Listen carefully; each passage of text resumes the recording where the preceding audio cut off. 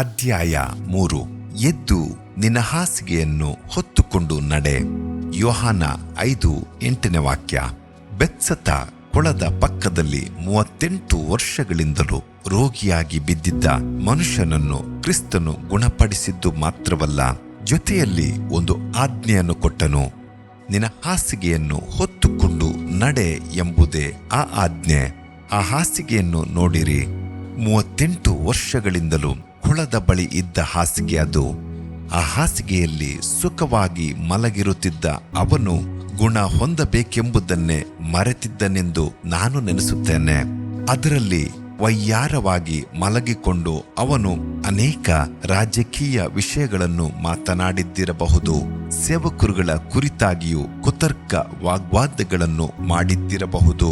ಆ ಹಾಸಿಗೆಯು ಒಂದು ಸೋಮಾರಿಯ ಹಾಸಿಗೆಯಂತೆ ಕಾಣಿಸುವುದು ಅಲ್ಲವೇ? ಕರ್ತನು ಅವನನ್ನು ಗುಣಪಡಿಸಿದಾಗ ನಿನ್ನ ಹಾಸಿಗೆಯನ್ನು ಹೊತ್ತುಕೊಂಡು ನಡೆ ಅಂದನು. ದಯಮಾಡಿ ಈ ಹಾಸಿಗೆಯನ್ನು ಇಲ್ಲೇ ಬಿಟ್ಟು ಹೋಗಬೇಡ. ಅಲ್ಲಿ ಇನ್ನೊಂದು ಸೋಮಾರಿ ಗುಂಪು ಸೃಷ್ಟಿಯಾಗಿ ಬಿಡುತ್ತದೆ. ಇಲ್ಲವೇ ನಿನಗೆ ಎಂದಾದರೂ ಒಂದು ದಿನ ಆ ಹಾಸಿಗೆಯಲ್ಲೇ ಬಂದು ಮಲಗೋಣವೆನಿಸಬಹುದು.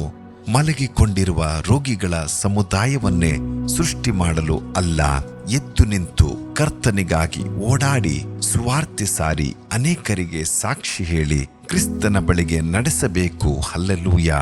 ಅಂದು ಪ್ರವಾದಿಯಾದ ಯೋನನು ಹಡಗಿನಲ್ಲಿ ಒಂದು ಮೂಲೆಯಲ್ಲಿ ಹೋಗಿ ಮಲಗಿದನು. ಹಡಗಿನ ಯಜಮಾನನು ಅವನ ಬಳಿ ಬಂದು, ಇದೇನು ನಿದ್ರೆ ಮಾಡುತ್ತಿ ಎಂದು ಕೇಳಿದನು. ಯೋನ 1:6 ವಾಕ್ಯ. ಸ್ವಾರ್ಥ ಸಾರುವುದಕ್ಕಾಗಿ ಕರೆಯಲ್ಪಟ್ಟ ಉನ್ನತೋನ್ನತವಾದ ದೇವರ ಸೇವಕನೊಬ್ಬನು ಸಮುದ್ರದಲ್ಲಿ ದೊಡ್ಡ ಬಿರುಗಾಳಿ ಬೀಸಿ ತುಫಾನು ಎದ್ದು ಹಡಗು ಮುಳುಗುತ್ತಿರುವ ಸ್ಥಿತಿಯಲ್ಲಿರುವಾಗ ನಿದ್ರೆ ಮಾಡುತ್ತಿರುವುದು ನ್ಯಾಯವೇ?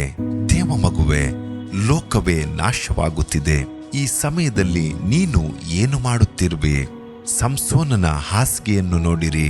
ಅವನ ಹಾಸಿಗೆಯು ದೆಲಿಲಳ ಮಡಿಲಾಗಿತ್ತು.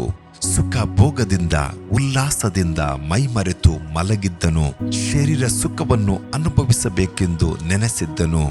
ಆದರೆ ಆ ದಿನವಾದರೂ ಅದರ ಸಲುವಾಗಿ ಕಣ್ಣುಗಳನ್ನು ಕಿಳಿಸಿಕೊಂಡು ಮಧುಪಾನವು ತಲೆಗೆ ಏರಿ ಹಿಟ್ಟು ಬೀಸಬೇಕಾಗುತ್ತದೆಂಬುದನ್ನು, ನಿಂದೆ, ಅವಮಾನ, ಪರಿಹಾಸ್ಯ ಎಲ್ಲವನ್ನು ಅನುಭವಿಸಬೇಕಾಗುತ್ತದೆಂಬುದನ್ನು ಅವನು ತಿಳಿಯದೆ ಹೋಗಿದ್ದನು.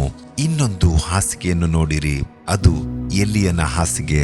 ಜಾಲಿಗಿಡದ ಕೆಳಗೆ ಮಲಗಿ ನಿದ್ರೆ ಮಾಡುತ್ತಿದ್ದ ಅವನನ್ನು ದೇವದೂತನು ತಟ್ಟಿ ಎಬ್ಬಿಸಿದನು. ಎದ್ದು ಊಟ ಮಾಡು, ನೀನು ಬಹಳ ದೂರ ಪ್ರಯಾಣ ಮಾಡಬೇಕಾಗಿದೆ ಅಂದನು. ಎಲಿಯನು ತಕ್ಷಣ ಎದ್ದು ಊಟ ಮಾಡಿದನು. ದೇವ ಮಗುವೆ, ಯೋಚಿಸಿ ನೋಡು. ಇದು ನಿದ್ರೆ ಮಾಡುವ ಕಾಲವಲ್ಲ. ನೀನು ಮಾಡಬೇಕಾದ ಪ್ರಯಾಣ ಇನ್ನೂ ಬಹಳ ದೂರವಿದೆ. ನೀನು ಸಾರುವ ಸ್ವಾರ್ಥೆಯನ್ನು ಕೇಳಲು ಸಾವಿರಾರು ಮಕ್ಕಳು ಆತುರದಿಂದ ಕಾಯುತ್ತಿದ್ದಾರೆ.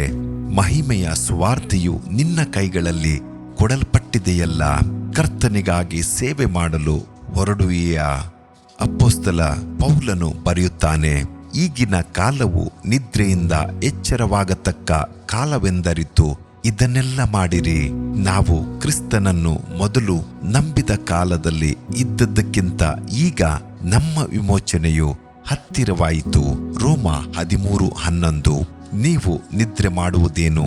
ಏಳಿರಿ, ಶೋಧನೆಗೆ ಒಳಗಾಗದಂತೆ ಎಚ್ಚರವಾಗಿದ್ದು ಪ್ರಾರ್ಥಿಸಿರಿ. ಲೂಕ 22:46.